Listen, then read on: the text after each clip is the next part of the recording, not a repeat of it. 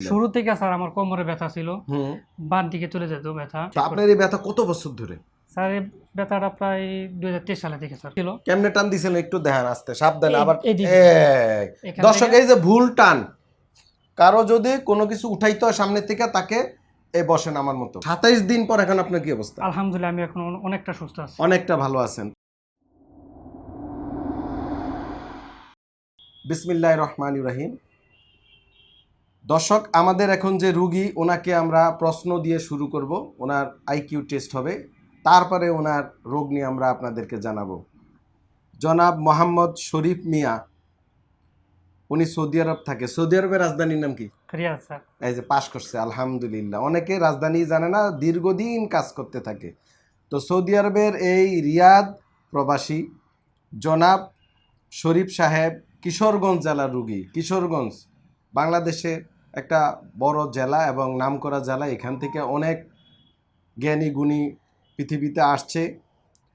তো ওনার যে সমস্যা সেটা আমরা ডায়াগনোসিস করেছি PLID L5S1 with gouty arthritis. এই যে মধ্যপ্রাচ্যে যারা থাকে, স্পেশালি মধ্যপ্রাচ্য মানে অল আরব কান্ট্রিগুলো আছে, যেগুলো আছে ধরেন দুবাই, সৌদি আরব, কাতার, কুয়েত, মানে বাহরাইন যা আছে, এখানে আমাদের প্রবাসীদের একটি প্রবলেম, ওনাদের খাবার সব সামুদ্রিক খাবার খাইতে হয়, প্রসেস ফুড খাইতে হয়।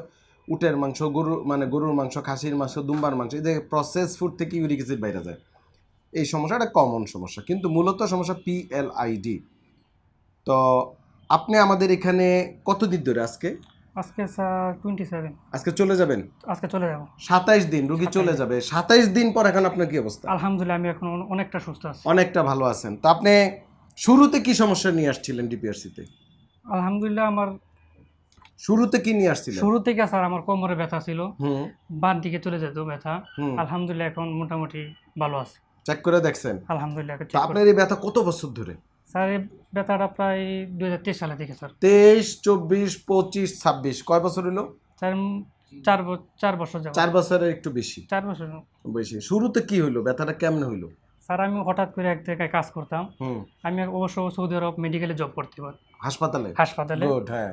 ফার্মেসিতে কাজ করি, হুম পেশেন্ট দেখে মেডিসিন সাপ্লাই করি। হুম হুম ওখান থেকে প্রায় আমি অন্য জায়গায় একটা পার্ট টাইম করি হুম। চশমা দোকানে। এখান থেকে স্যার বালতিটা পানির যে বাকেট ছিল, কেমনে টান দিয়েছিলেন একটু দেখেন, আসতে সাবধানে। আবার এইদিকে এখান দর্শক, থেকে এই যে ভুল টান, কারো যদি কোনো কিছু উঠাইতে হয় সামনে থেকে, তাকে এই বসেন আমার মতো, বসেন এরকম বৈশা নিতে, বসেন পুরা এরকম বৈশা। এরপর ওজনটা আস্তে আস্তে করে উঠাইতে হবে। এটা। সামনে জুইকা টান দেয়া যাবে না এই ভুল টানের কারণে। এরপরে কি ঘটলো? তারপরে স্যার আমার হালকা হালকা ব্যথা। হুম। আমি প্রায় অনেক মেডিকেল থেকে ওষুধ পাড়া খাইছি, ওইখানে খাইছি। ওখানে তো স্যার ইন্স্যুরেন্স কার্ড নাই, আমরা এই জন্য আমরা ট্রিটমেন্ট পাই না। অনেক প্রবাসী ভাই আছে যারা ইন্স্যুরেন্স কভার করতে পারে না, তারা দেশে আসে ফ্যামিলির কাছে সময় দেয়, তারপরে ট্রিটমেন্ট নিয়ে এই ডিপিআরসির মতো। আলহামদুলিল্লাহ। আলহামদুলিল্লাহ এখন আমি অনেকটা ভালো আছি। বাংলাদেশে আর কোনো চিকিৎসা নেন নাই? আলহামদুলিল্লাহ এখন আমি পর্যন্ত আমি কোনো জায়গায় নিই না, শুধু কেন ওইখানেই নিছেন? ওই দিকে নিয়েছিলাম। আচ্ছা।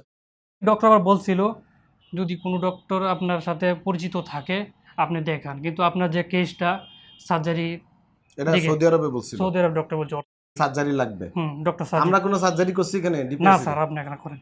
আলহামদুলিল্লাহ। আলহামদুলিল্লাহ এখন আমি আপনি আমাদের এখানে চিকিৎসা নিলেন, ওইখানে একটা হাসপাতালে জব করেন।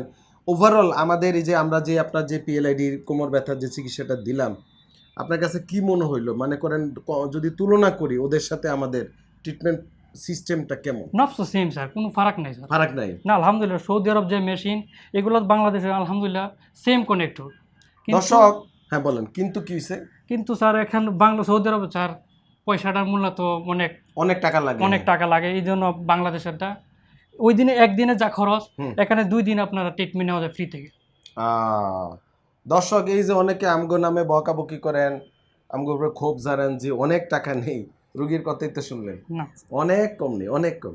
আর ডিপিআরসি পৃথিবীর সবচেয়ে কম খরচে চিকিৎসা দেয়, অনেক আলহামদুলিল্লাহ। বেস্ট একটা ডিপিআরসি নেই আলহামদুলিল্লাহ। আমি চিকিৎসা খরচ অনেক কম, machine same to same. Saudi আরবে রিয়েল, 1 রিয়েল বাংলাদেশে কয় টাকা?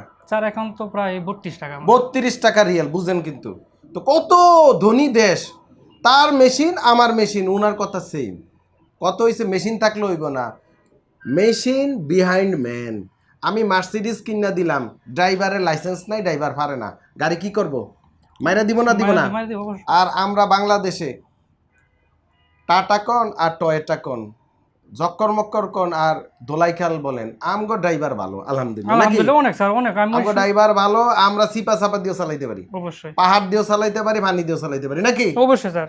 শুধু কাল মেশিন থাকলে হইব না, মাথাত মাল থাকতে হইব, পড়ালেখা থাকতে হইব, রিসার্চ ওয়ার্ক থাকতে হইব এবং অভিজ্ঞতা থাকতে হইব। যাই হোক, এটা বোঝানোর জন্য জ্ঞানীদের জন্য এনাফ, আর সমালোচনাকারীর জন্য কিছু না। সেই নবীজির আমল থেকে, আদম আলাইহিস সালাম থেকে শুরু করে এটা চলতে আছে, নাকি? তো সবাই আমার এই প্রবাসী ভাইয়ের জন্য দোয়া করবেন, যেন উনি সহি সালামতে জীবনযাপন করতে পারে, সুস্থ থাকতে পারে, দেশের নিজের ফ্যামিলি সময় দিতে পারে। মানে এই সুস্থতা হচ্ছে বিশাল একটা আল্লাহ পাকের নিয়ামত। সুস্থতা আল্লাহ বড় একটা নিয়ামত, বড় নাম, প্রধান নিয়ামত, প্রধান প্রধান প্রধান। আমি যতটুকু জানি মুসা আলাইহিস সালাম আল্লাহরে বলছিল যে আল্লাহ, আমি যদি তোমার জায়গায় থাকতাম তুমি আমার কাছে কি চাইতে? আল্লাহ কি কইছে? সুস্থতা। সুস্থতা, এটা নিয়ামত। আপনার প্রধানমন্ত্রী, আপনি স্বাস্থ্যমন্ত্রী, আপনি অমক মন্ত্রী, তমক মন্ত্রী, আপনি সৌদির বাচ্চা, কিন্তু আপনি অসুস্থ, মানজা নাই, ব্যথা, প্যারালাইসিস, চলতে পারেন না, তাইলে আপনার এই বাচ্চাগিরির কোনো লাভ নেই। থাকবো ঘরে বউ থাকবো, চলে যাবো না?